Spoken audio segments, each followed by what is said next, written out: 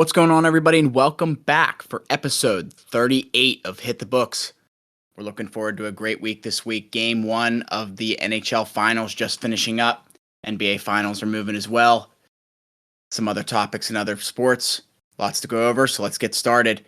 Let's jump right into introducing my co-hosts, Huff and Mackie. Mackie, what's happening, buddy?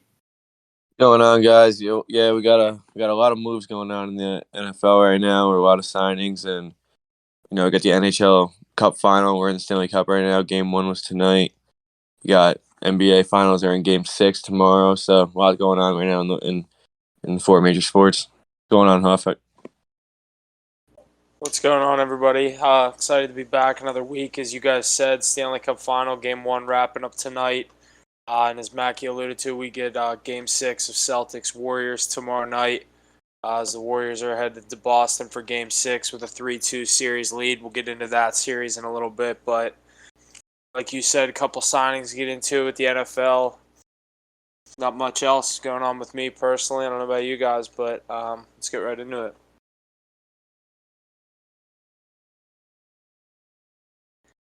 Alrighty, first let's jump in some NFL.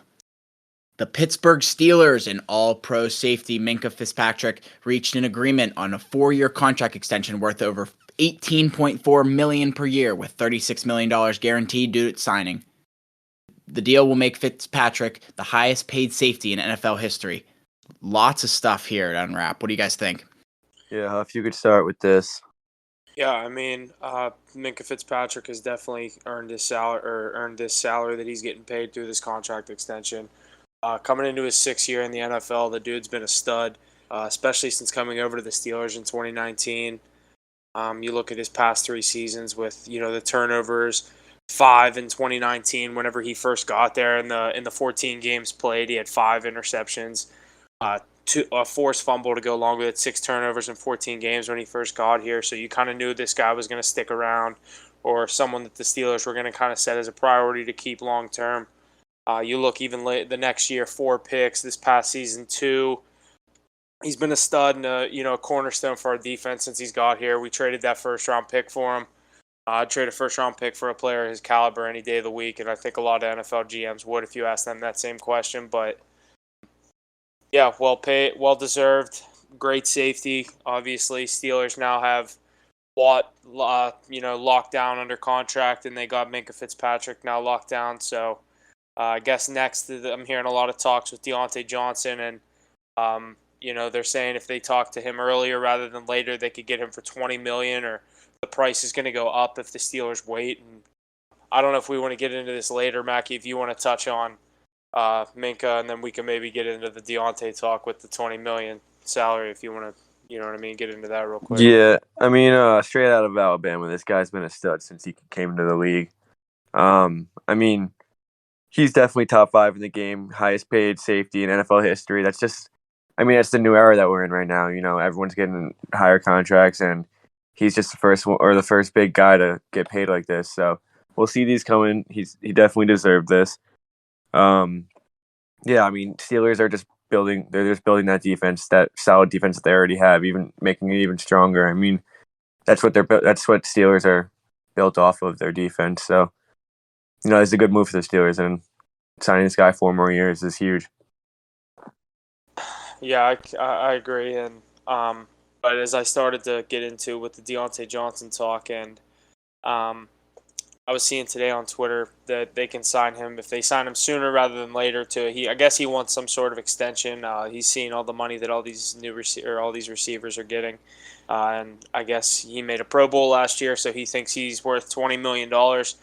This is coming from a Steeler fan. I mean, he didn't. I mean, yeah, he made a Pro Bowl last year. He's had a couple really nice seasons for us, and this is nothing to discount him as a player. I think he's a really good player, but from a front office standpoint, that's just not a player that I'm comfortable giving $20 million to, and it's not even the fact that he's had the injury history and everything like that, but it just kind of surprises me that they choose to let Juju walk, and then they're ready to hand Deontay Johnson, the full, basically top 10 receiver money in the NFL, and kind of carry on business and let Juju walk to Kansas City. Not saying Juju's worth that kind of money, and they should have let Deontay do this, but just kind of an interesting situation to me right now with the Steelers. And obviously, as they get Watt and Minka locked up, it looks like, as I said, Johnson's going to be next.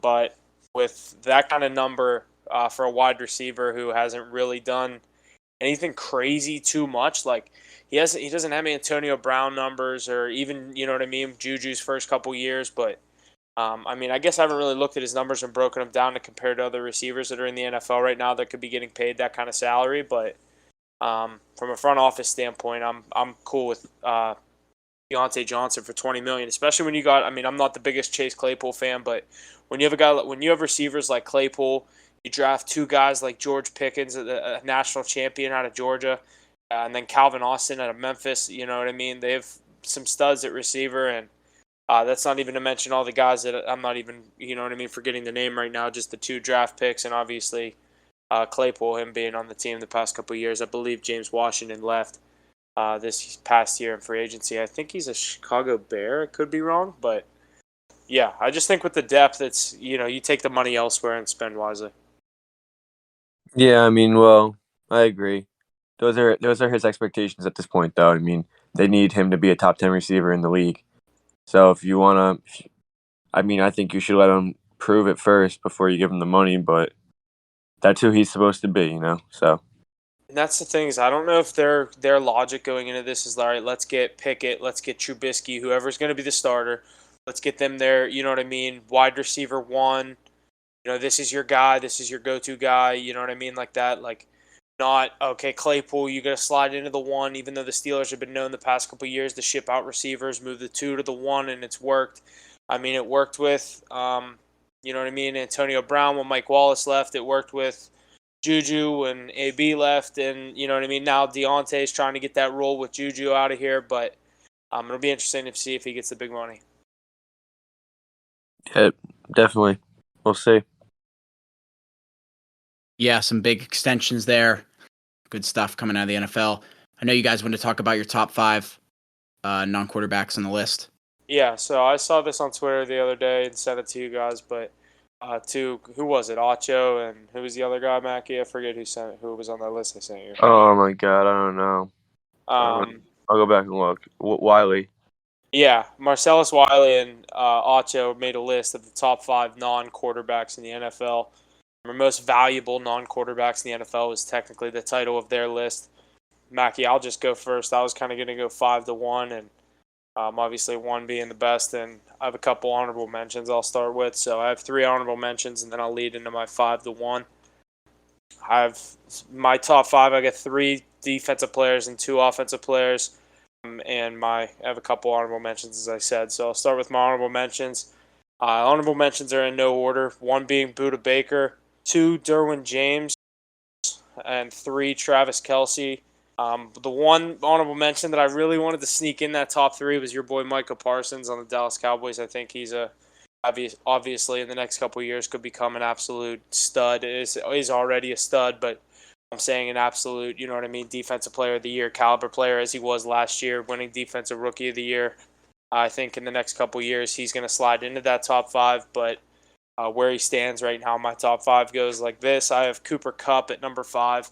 Obviously, the Triple Crown winning receiver from the LA Rams and what he was able to do with that team last year. I think without him on the offensive side of the ball, I think it's very easy to say they got there with Goff and they got there with the defense with Goff and all that stuff. But, I mean, Stafford, you know what I mean? They don't get there without Stafford, too. So, I mean, I just think what Kupp did in the playoffs last year and in the regular season, I think he's a major part of that offense and what they did last year. So, that's why he makes my top 5 at number 5.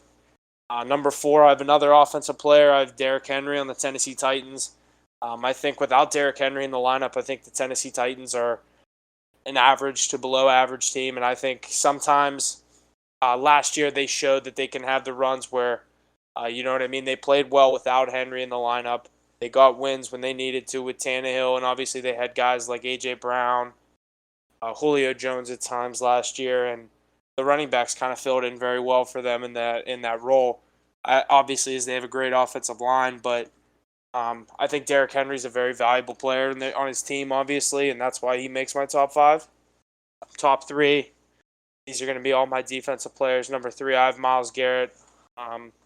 Not a huge fan of this guy. Obviously, all the bad blood between him and the Steelers, but definitely respect him as a player and what he's able to do on a football field on any given Sunday. So coming off the pass rush on the edge, this dude's legit. I mean, you watch him. I don't know. You ever see the video of him playing basketball? Him in a sleeveless shirt dunking a basketball. It's like this. It's like the scariest sight in the world. I'm like, Because that is how athletic he is. yeah. I'm like, that's the last dude I'd want to see in the world. And it kills me to put him in at 3. But I mean, the two dudes that are ahead of him, obviously, my guy T.J. Watt at number 2, defensive player of the year, arguably got robbed a year ago, but didn't win it. So I'm not here to talk hypotheticals. I have T.J. Watt at number 2, and then obviously number 1, the highest paid non-quarterback ever, first non-quarterback to ever grace $30 million a year, Aaron Donald at number 1. It's a really good list. I actually have a pretty similar list to you, but a few shakeups there.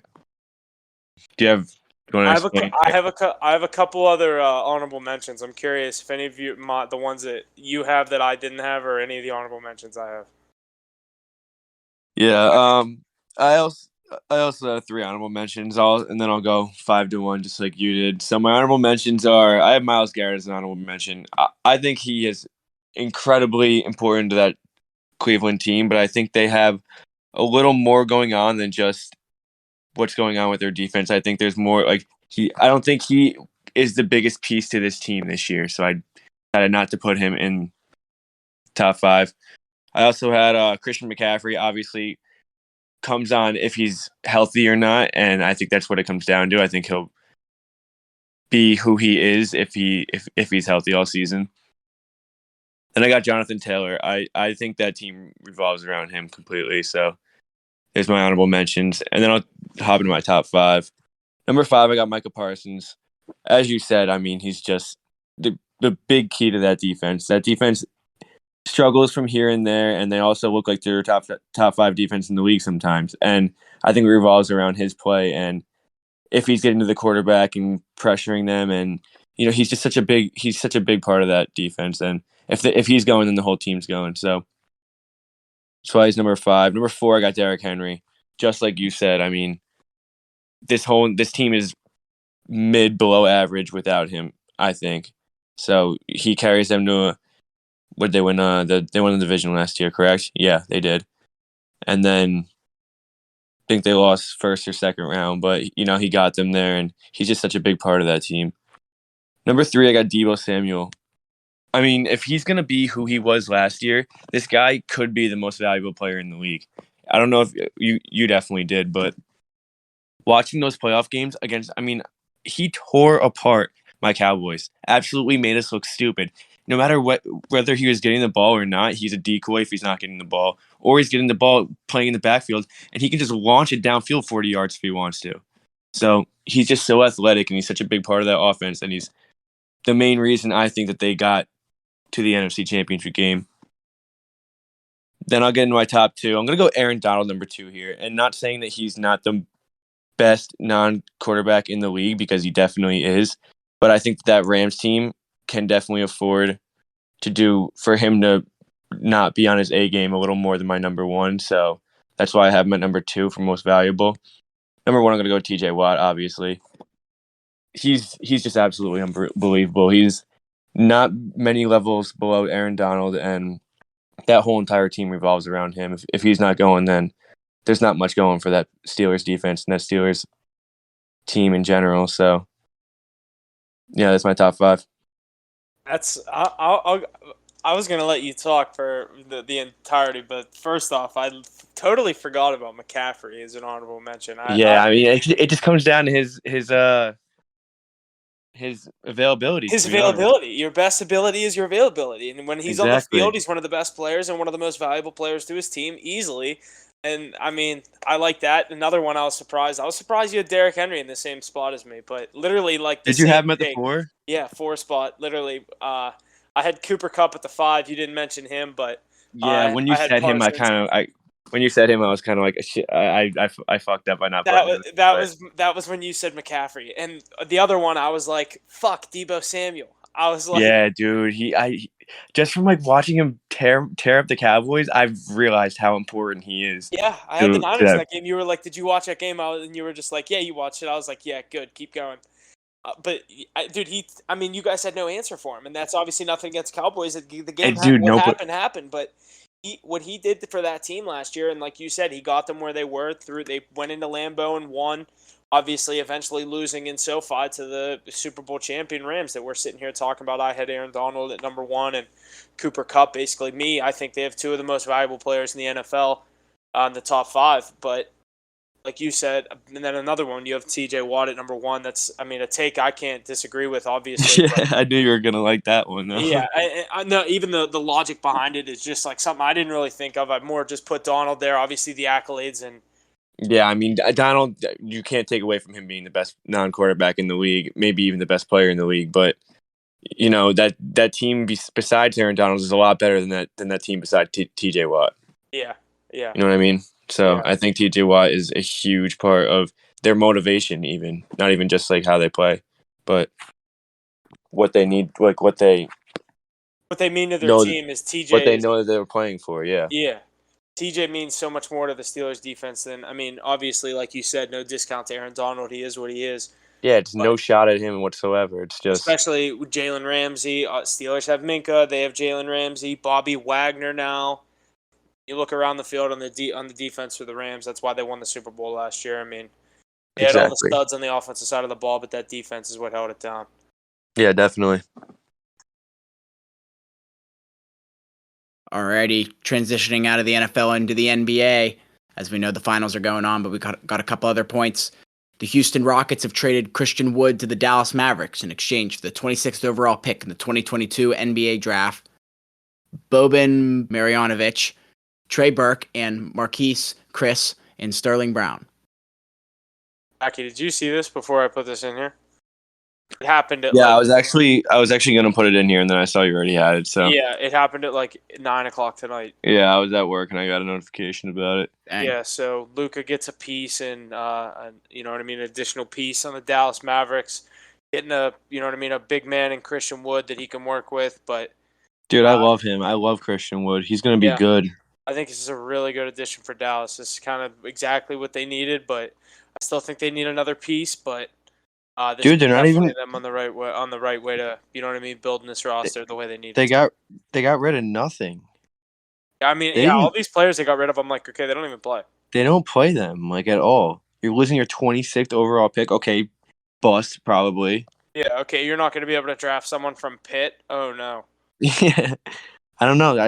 I feel like Christian Wood held more value than that. I feel like Dallas got a steal here.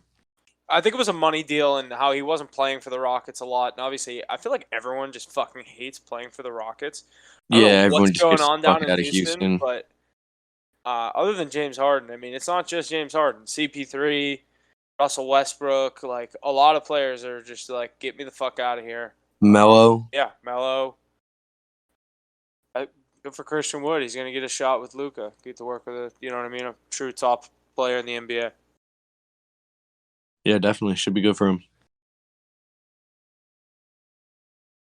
Good stuff. All right. Amid trade rumors, Donovan Mitchell was spotted at dinner with Jimmy Butler and working out with Bam Adebayo.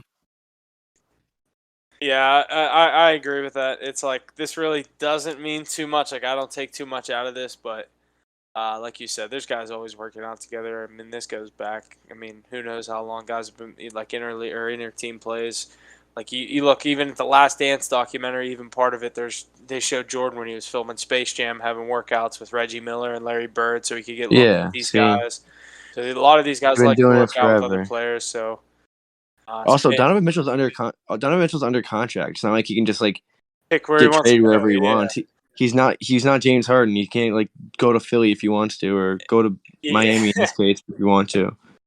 Yeah, So like whoever gives you I the don't best know. offer is that's where you're going, dude. But Yeah, I mean, he's not. He doesn't carry that yet. if he ends up going to the Knicks, maybe he gets a little inside information on the Heat if you guys have a potential playoff matchup. Yeah, dude, I would love for him to come to New York. That'd be interesting for you guys. That'd be What do you that'd think be you'd have to big get for rid us. of? Dude, get rid of Julius Randle. I mean, he I was doesn't gonna say hold as much value as that's he. what's going. Dude, a year ago today, if we got rid of him, oh my god, he was worth so much. Yeah, when he was going off every night. Yeah, now he's a fucking bum. Yeah, when he was going off every night, his trade stock before that and before the playoffs last year was probably huge. Even after the playoffs, he didn't obviously do that well in the playoffs, but I mean, he was still a good player. He had a 6th season. He was an all-star with the Knicks out of nowhere. So, coming into the season, he had a lot of value, but now his value is just diminished. Yeah, I don't know. I don't want to. I want to keep Emmanuel quickly, and I want to keep R.J. Barrett, and Mitchell Robinson too, and that's all I really care about. I like Mitchell Robinson. Obviously, Mitchell Robinson's going to be a beast. Yeah, but I don't know. I wouldn't mind doing like Obi Toppin. Speaking of R.J. Barrett, we'll get into a little news about his former Duke teammate. Jesse, you want to read this? Yeah, let's do it. New Orleans Pelicans forward Zion Williams is expected to sign a $182 million extension with the Pelicans this summer. Reports say Zion is in great shape and is fully recovered from his recent foot injury. This is exactly why they sat him out the entire end of the season and during playoffs. They were like, they knew that they knew they knew they weren't winning anything this year, even if they maybe even won a playoff round or something. But this guy's going to come back 1,000%. You're giving him $182 million. Like, you're not going to risk that. Yep. You're going to make sure he comes back 135% and beats the player that you drafted him to be. And you got to think they knew this was the game plan all along, and Zion knew this. With the dunks he was throwing down in the pregame and the playoffs, with their warm-ups, but you got to think they were telling him, like, all right, dude, if you just sit out this playoffs, we're not winning anything. Like you said, we might win a playoff round, but we are not going to win the NBA Finals this year. Let's just chill this year, focus on next year, build the roster, you get healthy, focus on that foot injury, quit throwing down 360 dunks and warm-ups because it's making us look bad. Yeah, they're like, dude, chill out with that. And we'll pay you $182 million in July if you just sit down on the bench and shut up and don't say anything. And we lose in 5 games. They're like, no one will think anything. They'll just think you're injured. You'll come back next year. Because what's going on right now is a lot of people are probably looking at this contract like, what the hell has he done?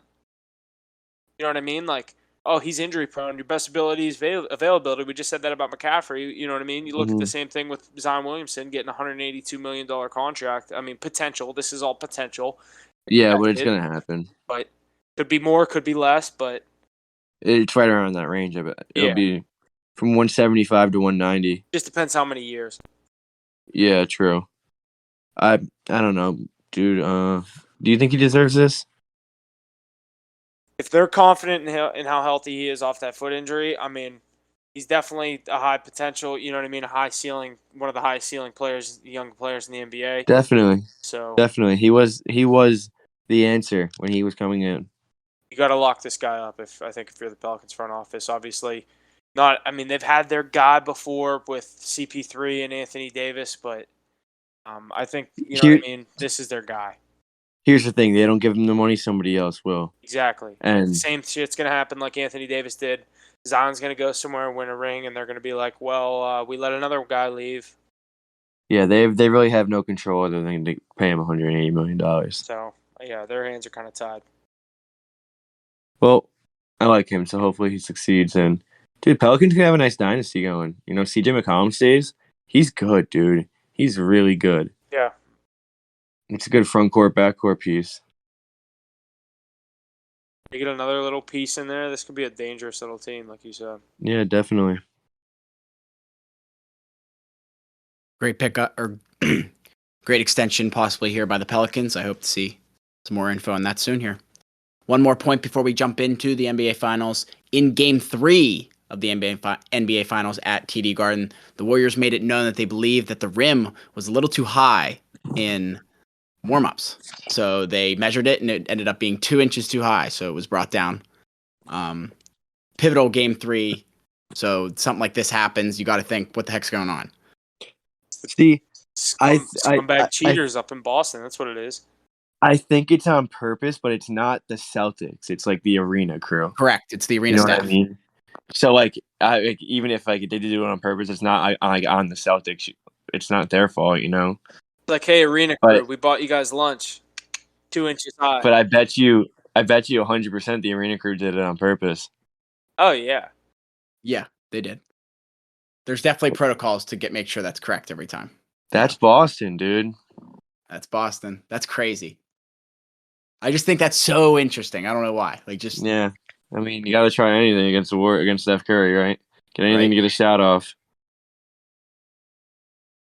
Heck yeah. All right, let's All jump right. in.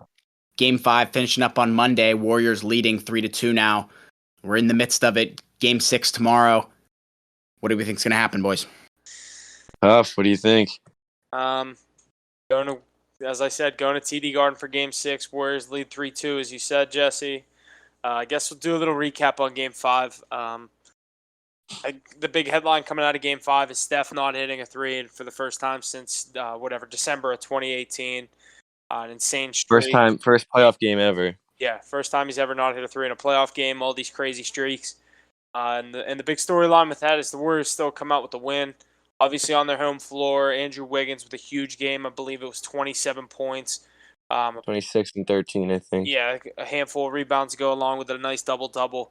Hell of a game for Wiggins. And the Warriors take a pretty commanding 3-2 lead. I know they're headed back to Boston, but my take going into this series was as soon as the Warriors get 3 wins, I don't think they lose.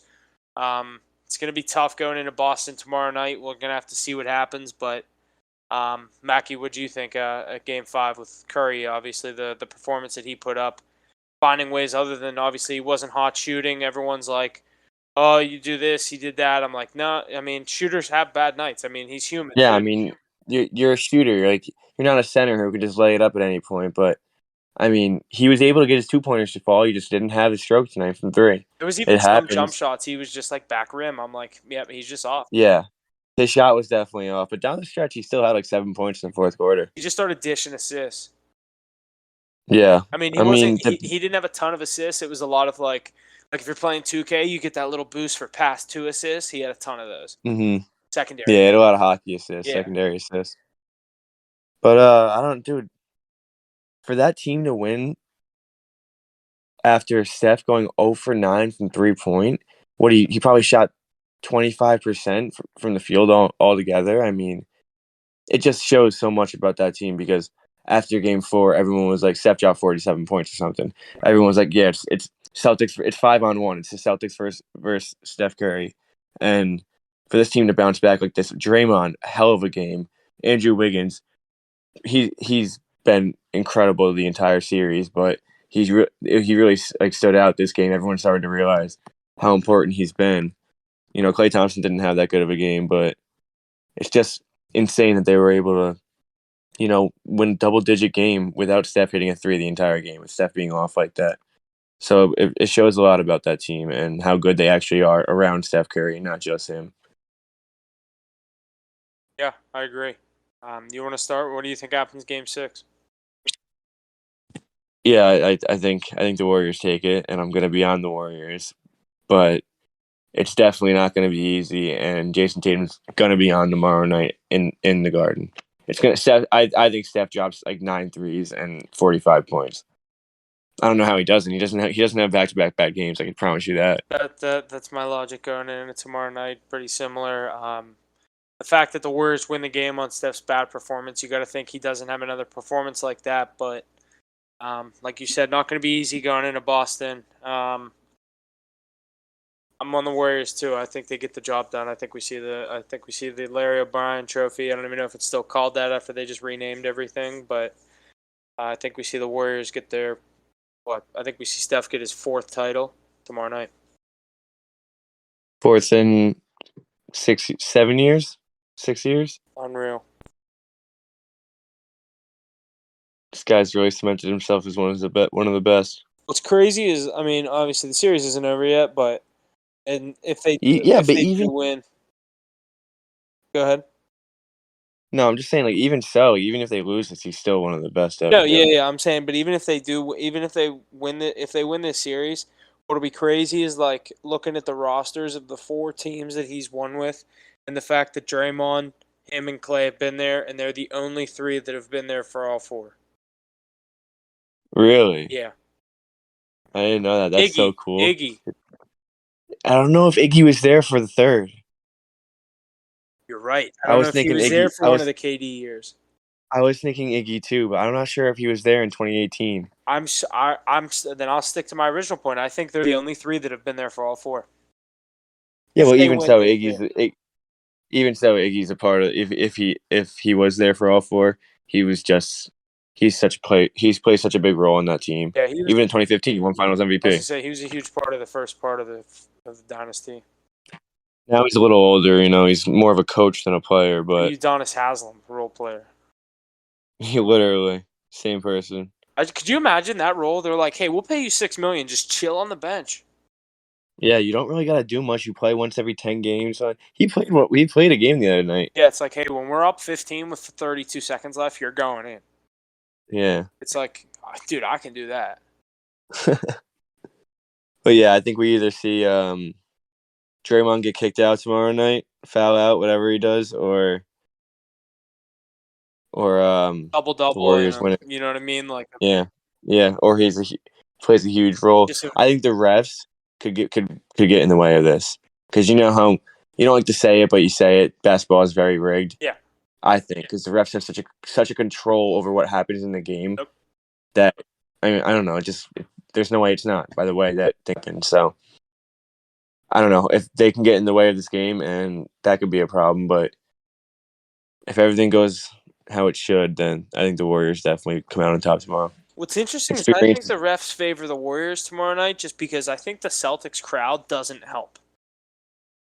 Yeah, but dude, the refs just want an extra game so the NBA can make more money. You know what I mean? Like Yeah. a game 7 makes the NBA an extra whatever $5 billion or whatever. Yeah. Probably not that much, but It's hundreds of millions, I bet. yeah, it makes them an extra $100 million that they didn't have. So that's what it comes down to. So if the refs are getting paid by the NBA, Yeah, I know what you mean. I'm with you though. I'm surprised. I thought you were gonna say Celtics, but well, I'm glad you like. no, I'm not. I think the experience is huge here, especially coming down to the last two games of the series. Yeah. Warriors have been here before. They're not shaking in their boots. Sounds like Warriors. Good stuff coming out of the finals. Let's jump into the NHL. Jesse, don't you have a future on the Celtics? Yeah, actually, I might. How much? Not much. I think it was one of my free bets. Oh, one of the MGM free bets? Yeah. Oh, yeah. I'm looking.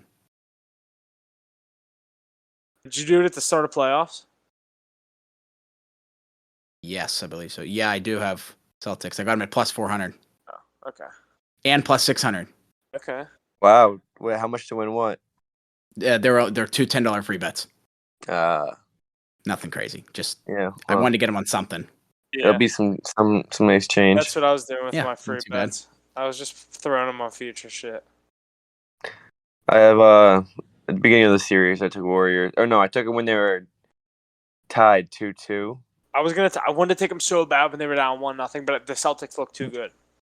No, I took them tied 1-1. And then I was so mad because I wanted to take them at 1-0, and they were obviously such a better price. It was plus 150. Yeah, I got them at minus 110, so I got 330 to win 300. That's really good. Yeah, it's looking good now. Good stuff. Let's jump into some NHL. A couple little points before we jump into the finals here. This will be the first time since 1979 that a teammate of Jaromir Jagr will not play in the Stanley Cup Finals.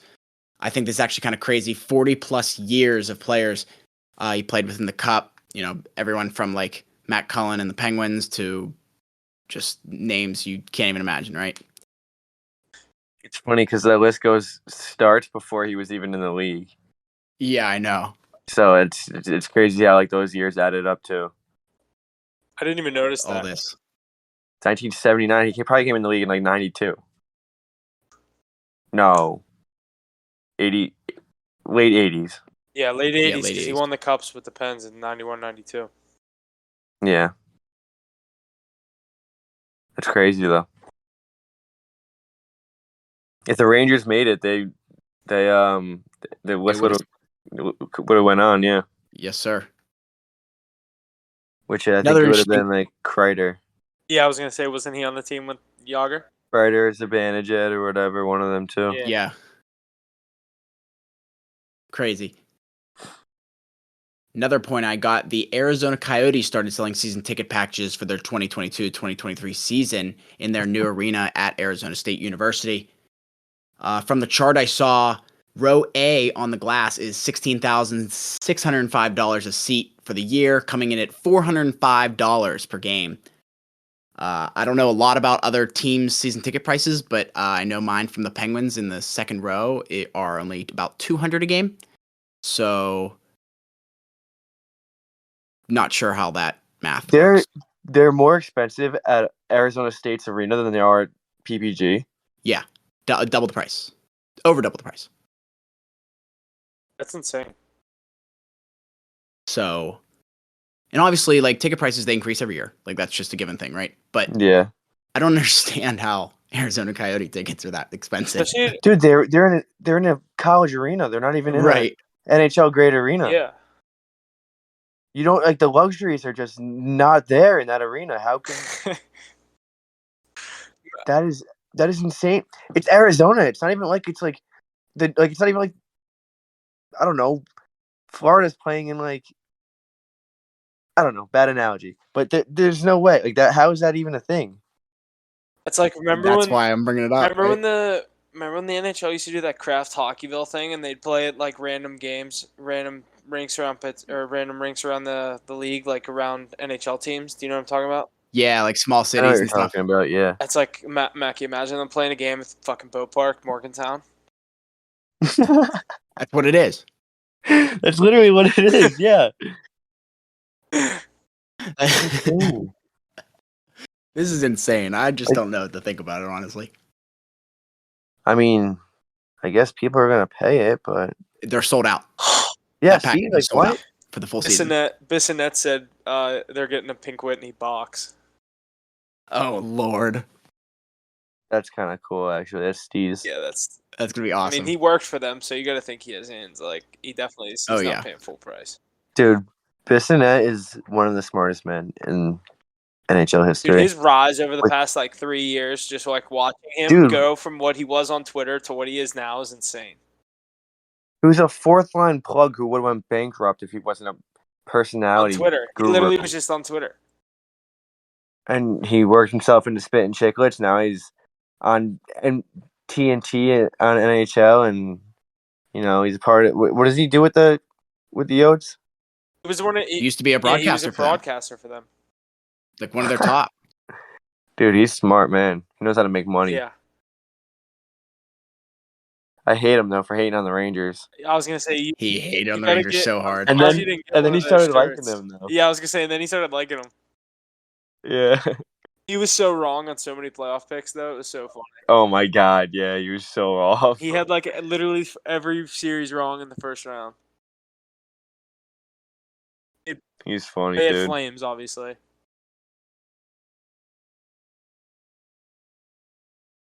Alrighty, a couple more points here before we jump in the finals.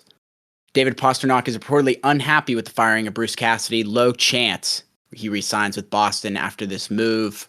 Where do we see him going? He's a big player. I think he might be able to make a huge impact at some other team. Did we hear anything, or what do we think? I like it. I love him as a Penguin. I think That'd be awesome. I think he's gone. I think he's already gone. Yeah, I don't think he played. All bias aside, I think I've heard this from a couple different sources now that this is more real than just kind of like possibly happening. Apparently, he is on his way out. Like this could be happening sooner rather than later this offseason. Dude, he's like the face of that team. I mean, obviously you have Bergeron and Marchand, but I feel like he's like that team. So, for him to come out and speak like this definitely means that he doesn't want to play for another coach in Boston. Where does he go, dude? And, Vegas? Dude, he's gonna be such an impact, and he's gonna go to a contending team. He's not gonna go to a shitty team. Why does he go to Vegas? He's gonna go. For Cassidy. No, you can't go to Vegas. You can't go to Vegas. I don't think he goes to Vegas. I don't know. I kind of feel like he stays on the East Coast. Where? Dude, Carolina. Imagine you went to Carolina. He would fit there too. Yeah, he could just go there and be their best player. I mean, Toronto. Ugh. Toronto. Imagine. Do you think he does the Boston to Toronto flip? Oh my God! You can't do that. Phil Kessel did I it. didn't think about it. Yeah, but Phil Kessel did it. Wait, when was he in He Boston? was Boston his first 2 years, and then he was a Leaf, and then he was a Penguin, and then he did his to Arizona. Yeah, and then he just lost it. Peaked with us though, obviously. I don't know. Where do you see this guy going? Like, I'm just thinking of like teams that have money. I think he'll go to a contending team, and he's obviously going to have a huge impact. Which going to the Rangers. The team needs to have money. Like, what's he asking? I don't know. He can go to the Rangers. But the only thing is, we have Mika. Yeah, you basically have him, but like a different version. Yeah, I mean, I think Bergeron is kind of better than Mika. I just think Mika fits in our system up better. Wait, what did I say? You think Bergeron's better than Pastrnak? Yeah, you think Bergeron's better than Zibanejad? No, I don't think Bergeron's better. I think Pasta's better than Zibanejad. Yeah. But I think Mika fits in our system incredibly. Yeah. I just hate his fucking hair. Him and Kreider, dude, are fucking. I can't express how much I love them. They're the two ugliest stars in the NHL. Mika is so ugly, man. Kreider's not that. He looks like one of those stoneheads on Easter Island things. You know what I mean? Like those really tall stoneheads with a goatee. Like, yeah, dude, you're not wrong. I don't know. You got to get rid of that goatee. I feel like it makes his face look taller. Yeah, you're not wrong. I mean, Mika's ugly, man. Mika's really ugly. I've seen pictures of him with short hair, and he doesn't look anywhere near as bad. It's just that straight, greasy black hair. He's probably gonna cut it now. He should. I bet you he will. He should. Any other destinations for him? Yeah, no, that didn't look good either. It's gonna look even worse next year, you know. an extra 2 weeks from that. Yeah, we'll see. Yeah. Any other destinations for Pasta? I don't know. I'm like thinking of teams that were on the bubble last year. Vegas didn't make the playoffs on the bubble. That's just Dallas. No, you can't go to Dallas. Islanders, if you think he stays in the East. Minnesota. Dude, the Islanders. Oh my God, he can go to Islanders. He might go to the Islanders. He's gonna go to the Islanders. I forgot about them. They always get a big player. Bro, and they missed out on Panarin. We got Panarin. They're gonna get Pasta. Oh, that would be crazy. I hate the Islanders. They thought they were getting Panarin, so they were willing to spend the money. Clearly. Yeah.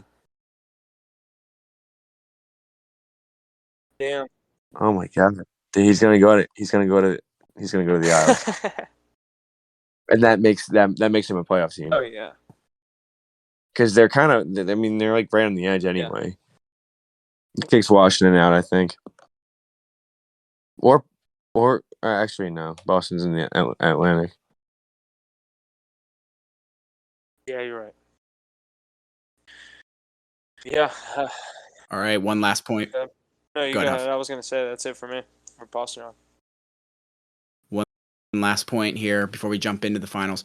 It's time the Buffalo Sabres announced Ryan Miller's number 30 jersey will take its rightful place in the rafters. He's just the 8th player in Sabres history to get their jersey raised. I think it's a huge accomplishment for the guy. As far as I'm concerned, he's a stand-up guy. Great player for many, many years. Congrats to him. All-time American goalie.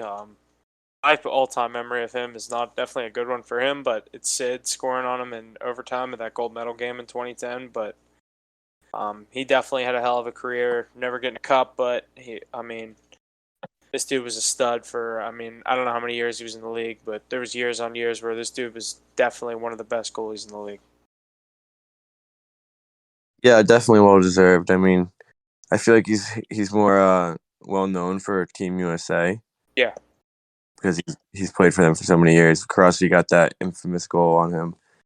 But, definitely well deserved. He had a great career. That goal was a tough situation for me. I obviously wanted USA to win. Oh, it definitely wasn't his But fault. It was like a broken play, wasn't but it? I'm saying for me, from like a perspective, I was like watching it when I was a little kid. I was like, damn, I want USA to win, but I was like, Crosby scored. I Crosby was scored. like, You can't I be can't be upset. that mad. But yeah, let's get into the cup. Yeah, let's get in the cup. I got a couple trends to read. The Tampa Bay Lightning are undefeated in playoff series since being swept in 2019. It's a pretty obvious one, but obviously coming out of that being swept, gave them a kick in the ass, and they're moving now. With the elimination of the Rangers from the Eastern Conference Finals, I have an interesting trend that sticks to yet another year. No team has ever won the Stanley Cup with a player making more than a $10 million salary. What? Oh my god! I thought that was pretty interesting. That's gonna Well, change. there's probably only like, wait, what does McKinnon make? More than 10. But he didn't make 10 last time they won, probably. McKinnon. No, they haven't McKinnon's won. a Av. Sorry. Duh. I don't know what I was Yeah, you're thinking. good. Yeah, but Crosby make No. 10 in Crosby 2017? makes No. 8.7. Oh, Didn't make- was he still on Yeah, he's made 8.7? 8.7 his whole Yeah. career. He's a fucking weirdo. No, doesn't he have more than 8.7 now? No. Oh, I thought a recent contract he He's made been more. 8.7. Latang's been like consistent 7, and Malkin's always been 9.5 at most. Oh, Crosby probably could make 10. He's like, no, it's gonna be 8.7. It's my lucky number. Yeah, exactly. Literally, I mean, he could make. What's Matthews make? He could be like, "Hey, Montreal Canadiens No. want to give me $15 million a year." They'd be like, "Fuck yeah!" Wow, what does I think Matthews make? 16. Does Yeah. he? McDavid makes like a 12, I David think. makes 15 or 14. Are Yeah, you sure? some of these guys are getting up there. Big time, yeah. I'll stat Oh, check yeah, that. I'll they look should. up Austin Matthews' salary right now. It should. Well, I think Austin Matthews is around 16, but I thought McDavid signed like 4 years ago for 12, or maybe 13. I don't know. You could be right. But who makes more than 10 on the Rangers? Panarin. Probably Panarin or Kreider. Definitely Panarin, actually, because it's not that big deal. You checking on Yeah, that, you Huff? can't trust Google. It says 750,000. For Matthews, I googled. this isn't the I googled Austin WNBA. Matthews' 2022 salary, and it comes up with a picture of him. $750,000 USD. I disagree. It's that This isn't the Canadian dollar. WNBA. It's the Canadian dollar Yeah, transition. they got confused in the transition from like 16 million to whatever 750,000. But let's get into the cup. Oh, I have a couple more. Another trend. Aren't you looking that up? I couldn't find it. Okay. Another trend for the third time in 4 seasons. The team that eliminated the Toronto Maple Leafs from the playoffs has advanced to the Stanley Cup Finals. Tampa doing it this year, Canadians in 2021, and the Bruins in 2019. Yeah, I saw that trend too. I thought that was pretty cool. And just because obviously it's always in the first round. And 2 little trends for Mr. Andrei Vasilevsky. He is 0-3 in his last 3 games versus Colorado. Now be 0-4 with this game here tonight. He hasn't beaten the Avs since 2018. Yeah, 2018, and has a 3.41 goals against average and a .877 save percentage versus the Avs over his career. Another one I got, this is the first time that he allowed 3 goals in the first period.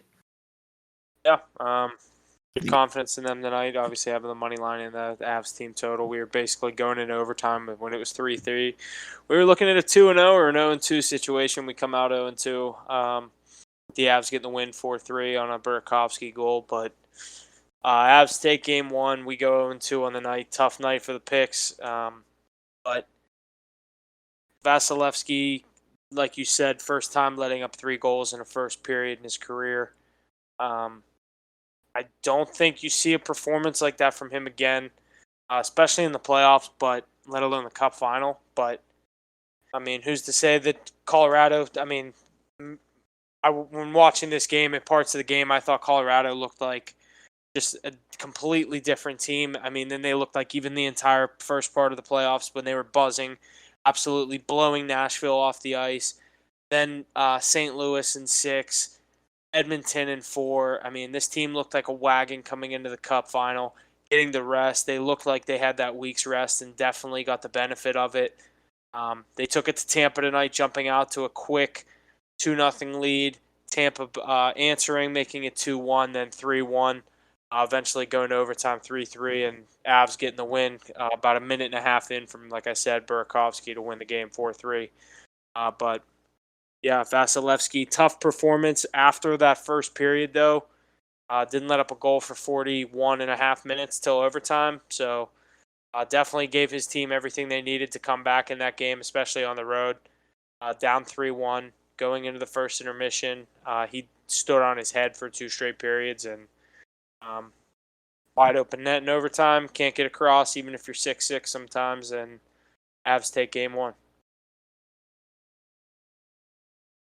Yeah, we saw Vasilevsky in Game 1 of the Eastern Conference Finals give up six goals to the Rangers, and then we proceeded to watch him win 4 straight, giving up maybe 5 goals in the 4 games. So, this doesn't say anything for the rest of the series. I think he'll come back stronger than he's been. That's the difference in the series. I mean, Avs are definitely the better team here, but they don't have the goaltending to back it up, and Tampa obviously has the best goaltender in the world. So that could be a decision maker in this series if the Tampa Bay's offense is able to get it going. So, the series is definitely far from over. It should be a good one. Tampa's definitely not going to go down lightly though.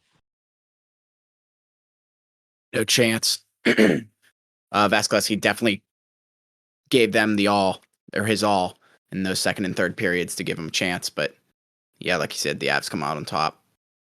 It's an interesting game, though. I really was surprised to see the Avs get up so quick and Tampa just to answer quickly there in that second period. But it's a good game. I think this is going to be a long series. Yeah, it should be going. Let's make a pick. Jesse, you go first. Pick it. Tampa and 7. Pick a team and how many games? Yeah, Tampa and 7. Mackie? I'm going to go Avs in 6. My original pick was Tampa and 7. I'm going to stick to my original pick right now with Tampa and 7. I think, like you said, Vasilevsky buckles things down. I think Tampa Bay takes game 2 in Colorado. It's not going to be easy, similar to Golden State going to Boston tomorrow night, but championship clutch genes are going to come out. 2 teams that have done it. Got to be able to go on the road and get a playoff win. So I like Tampa Bay. Win game 2. Go back to Tampa Bay. Split again. I actually think the Avs will take a 3-2 series lead, and then I think Vasilevsky will let up, you know what I mean? I'm not saying have 2 shutouts in a row because he's playing the Colorado Avalanches. You know what I mean? It's going to be tough to have a performance like that in a series clinching game, but in a game, if this series goes 7, that's the guy I want in net. And are you there? Definitely. Yeah, that's going to do it for me. Thanks, everyone, for listening. We'll see you guys next week. Stay tuned to the Instagram for all the picks. Obviously, like we talked about, Stanley Cup Final, NBA Finals coming down to the end. Game 6 tomorrow night. Probably going to have a pick or 2 on that game, so stay tuned to the Instagram and everything, Twitter. Other than that, make sure you subscribe on wherever you get your podcasts, everything like that. That's it for me. Have a good one. Yeah, just stay tuned for the picks, and thanks for another week, boys. See you next week. Thank you. And that's going to do it for us this week on Hit the Books podcast. Thank you for all the support week in and week out. Please be sure to share and check out our various social media platforms and check out our website. All the info is located in our link tree in the description below. And always remember to hit the books.